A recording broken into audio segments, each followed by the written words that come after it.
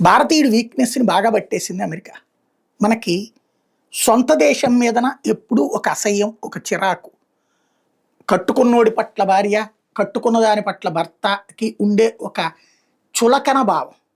పక్కింటి అదేదో దూరపు కొండలు నునుపు లేకపోతే పక్కింటి పాచిపోయినటువంటి పులుసు గూడా తియ్యగా ఉంటది అన్నటువంటి తరహాలో పొరుగింటి పుల్లకూర రుచి అంటారు గదా!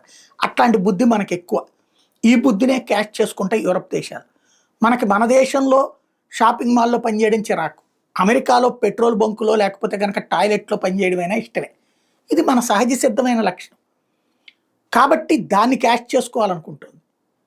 తత్కాల్ టైప్‌లో ఇప్పుడు ఎమర్జెన్సీ దోపిడీ. అర్జెంట్‌గా వీసా ఇంటర్వ్యూ కావాలా? $1000 కట్టు. ఇచ్చేస్తారు. తొందరగా స్లాట్ వచ్చేద్ది. కట్టేస్తారు మనోళ్ళు. నో ప్రాబ్లమ్ $1000 అంటే 82,000, 83,000 రూపాయలని లెక్కేసుకుంటారు. మాక్సిమం ఒక్కోసారి అప్పుడు రూపాయి బాగా డౌన్ అయినప్పుడు 86.5, 87.5 దాకా కూడా పోయింది. అవుతది. కట్టేస్తారు. గ్యారంటీ కట్టేస్తారు. ఇప్పుడు టీటీడీలో శ్రీవాణి టికెట్లు ₹10,000 ఒక దర్శనానికి. చాలామంది కట్టెళ్ళిపోతున్నారు. అవి కూడా దొరకట్లేదు స్లాట్లు.